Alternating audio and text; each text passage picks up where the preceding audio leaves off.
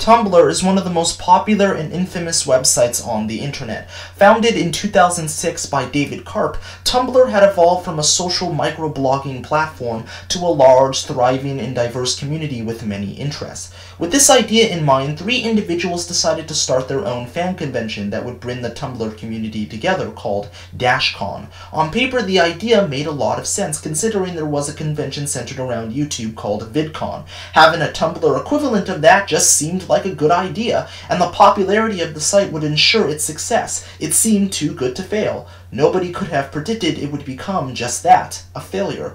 DashCon was one of the most hilarious and tragic failures in recent memory. Nothing went right. Everything that could have possibly gone wrong did, and the only memorable thing about it was the ball pit. How did this happen? How did a fan convention that was meant to be the Tumblr equivalent of VidCon turn into such an epic shitshow? Well, if you give me a few minutes, I'll break it down for you lickety-split. So grab some popcorn and jump in the ball pit, because I'm going to tell the story of the disaster that was DashCon 2014.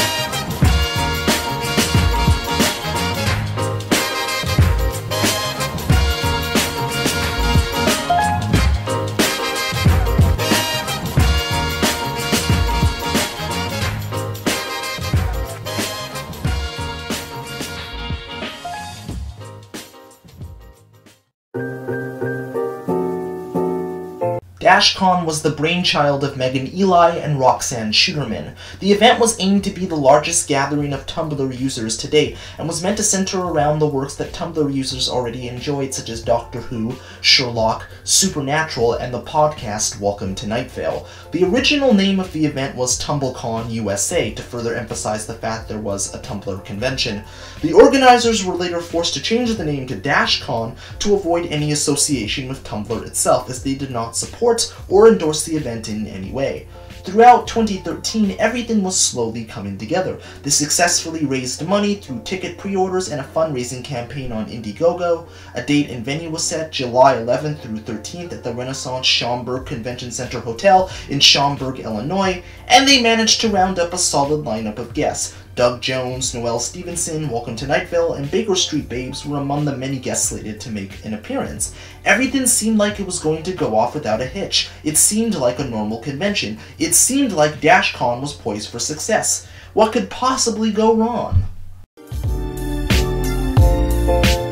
July 11th was the day DashCon died. From the very beginning, the event was both a disaster of epic proportions and a poorly organized mess. The downfall started when the attendance was lower than expected. The organizers were projecting attendance numbers in the range of 3,000 to 7,000 people, but only 1,000 ever showed up. This had a direct impact on the vendors who were selling merchandise at the event. They would end up pulling out of the event due to poor sales. Minors managed to sneak in 2 panels that were 18 and over, and if that wasn't bad enough, the whole thing nearly imploded due to a huge mistake made by the organizers. DashCon LLP, aka the holding company of the convention, were required to pay $20,000 up front to the Renaissance Schaumburg Convention Center Hotel, which they had forgotten to do when booking the space for the 3-day weekend. Due to the lower than expected attendance numbers, the convention center feared they weren't going to get paid, which is why they gave the organizers an ultimatum: raise $17,000 by 10 p.m. or the event would be shut down. We currently have a donation button up on our website, and any little bit of helps. $10, $1, anything helps for us to stay here until the rest of the weekend. Unfortunately, this is something that has been completely out of our control. This is not something that we foresaw, and this is not something that we expected by any sort of means. Beyond that, there is a post on our blog that went out about it. People are assuming that it was 4chan because we were a target of them. Oh yeah. Not 4chan. This would be the best hack ever to get us up here right now. To get you all in this room. Not 4chan. We're trying to handle it with as much grace as possible, but we do not want to let the system beat us at this point.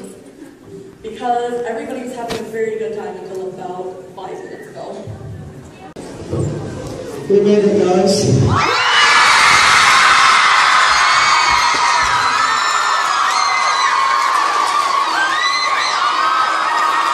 By the grace of God and some last-minute donations by attendees and on PayPal, they managed to raise the $17,000 required to keep the whole thing going. This should have merely been an unfortunate hiccup. Unfortunately, this bizarrely disastrous series of events was merely a prelude for the real disaster that was about to come. Saturday is when things went from bad to awful. Members of the popular podcast Welcome to Night Vale were scheduled to do a live read-in, but it never happened. They spent their own money to fly out to Illinois, only to find out when they got there that their hotel room was not paid for, nor was their upfront performance payment. This was because DashCon was so cash-strapped that they didn't have the money to pay them. Welcome to Night Vale did the only sensible thing they could. They abandoned their panel and left the event altogether. Okay, so basically, I know you guys have been waiting for an extremely long time, but unfortunately what I have to tell you guys is that basically Night Vale just walked. What?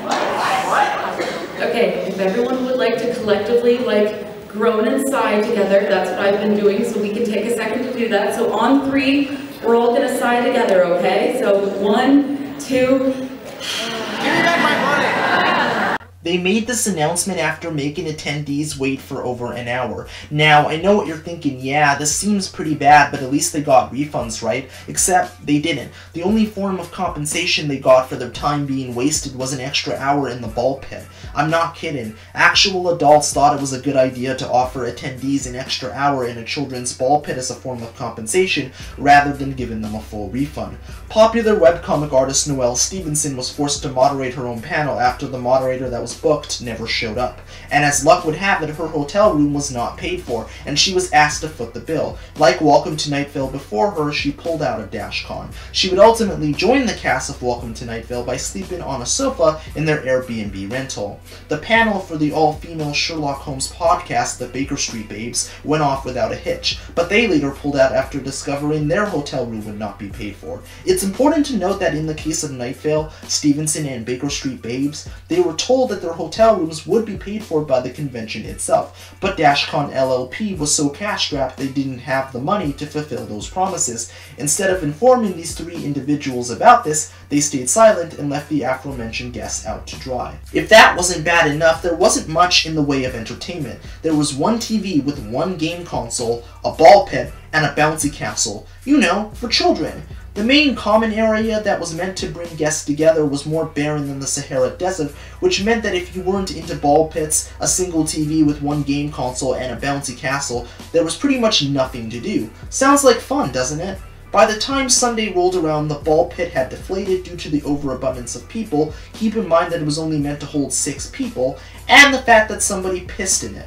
All in all, it was a sad end to one of the most disastrous conventions of all time. The organizers knew how badly they fucked up and admitted they had made a lot of mistakes. They promised they had learned from those said mistakes and vowed to make next year's event better.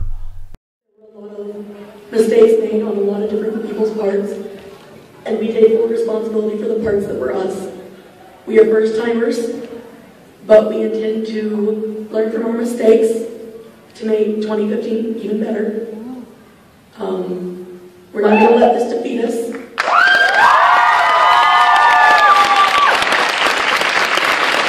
At this point, they were pleading for a second chance. Unfortunately, they would never get that second chance.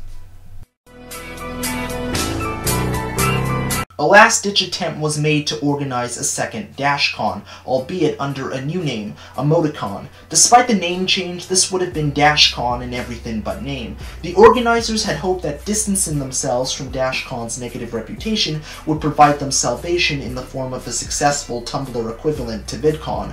Unfortunately, that salvation never came. In September 2014, DashCon LLP had gone bankrupt and liquidated all of their assets, killing any possibility that there would be a second DashCon. The organizers made it very clear that Emoticon and DashCon were not the same event, despite 2 of the 3 people responsible for DashCon's creation being involved. The statement they sent to the Daily Dot reads as followed: DashCon has not renamed itself Emoticon. While we, the owners of So Attacked Entertainment LLC, Kane Hopkins and Megan Eli, did make up 2/3 of DashCon's ownership, those companies and events remain separate entities. Emoticon will be functioning under under a very different infrastructure than DashCon did, with a more experienced and well-rounded staff. We are, of course, also able to draw from our DashCon experiences of what worked as well as what not to do. Emoticon was later cancelled due to personal, financial, and safety issues. Over the course of 3 days, DashCon went from dream to disaster to the de facto joke of the internet. It serves as a prime example of what can happen when ambitious individuals want to start a convention but have no idea how to properly organize it. Just because you're a part of an internet community doesn't mean you'll automatically be a good manager or leader. It doesn't mean you know how to run an event. In order for events like this to succeed, they need smart, competent people leading the charge, something that DashCon clearly lacked. DisasterCon set the standard for future disastrous conventions such as Fire Festival, Rainforest, Kilroy, and the now infamous TanaCon. If everything came together, DashCon could have been the Tumblr equivalent of VidCon, but it ended up dying the same way it lived, in a ball pit. I know I haven't posted any episodes since April, so I figured you guys deserved an explanation about what's been going on. After I published the Randy Stair episode, I'll be honest, I was getting a little burnt out by the series, so I decided to take a little bit of a break. Now, I wasn't dead, obviously. I was keeping myself occupied with other videos and projects. In fact, I was working on a Butch Hartman script, but to be honest, I wasn't feeling it, I wasn't into it, and I didn't want to half-ass it. I didn't want to put out something mediocre just for the sake of putting out an episode, because I know if I don't put my all in something, it's not going to be very good. I want every episode of the series to be as good as it possibly can, and I felt that simply rushing out an episode would not cut it. It would just be complete garbage. So I decided to put that episode on hold for the time being and move on to something else. And I felt that DashCon was an infinitely more interesting topic to talk about, which is why I decided to make an episode about it. I hope that provides some clarity on where I've been and where this series has been. I sincerely apologize for not posting any episodes since April. I really do, but I felt that this mini break was good for me because it allowed me to come back creatively refreshed and creatively inspired, and I'm incredibly excited about the creative future of this show. I am committed to chronicling the history of anything and everything related to the internet, and I can assure you that the Guide to Surviving the Internet will have an incredibly long future on this channel. So look out for a bunch of more awesome episodes coming out soon, and I hope you guys will continue to stick with me as I resume that journey. Anyways, that's all I gotta say. This is ThatKidDouglas, aka The Unhero, signing out. Deuces, stay frosty and keep it weird. Cueing outro sequence now.